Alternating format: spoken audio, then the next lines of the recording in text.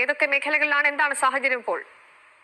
ഇതിൽ നിലമ്പൂർ മേഖലയിലെ വഴിക്കടവ്, പുഞ്ചക്കൊല്ലി, കരുളായി, അതുപോലെ തന്നെ മരുത പോലെയുള്ള പ്രദേശങ്ങളിലാണ് അതിശക്തമായ മഴ പെയ്യുന്നത്. കഴിഞ്ഞ 2 മണിക്കൂറായി മഴ നിർത്താതെ പെയ്യുകയാണ്.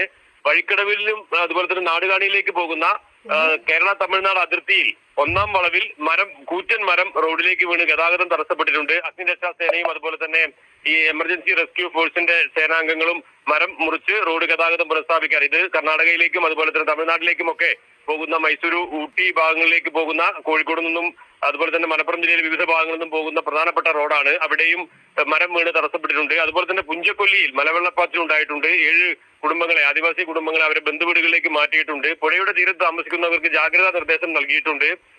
മരുത ഭാഗത്തും ശക്തമായ മഴ കഴിഞ്ഞ 2 മണിക്കൂറായി പെയ്യുന്നുണ്ട്. എല്ലാവരോടും ജാഗ്രത പാലിക്കണമെന്ന് പറഞ്ഞിട്ടുണ്ട്. അതുപോലെ തന്നെ പുന്നക്കലിൽ റോഡിലേക്ക്, വഴിക്കടവിൽ നിന്നും കാരക്കോടൻ പുഴ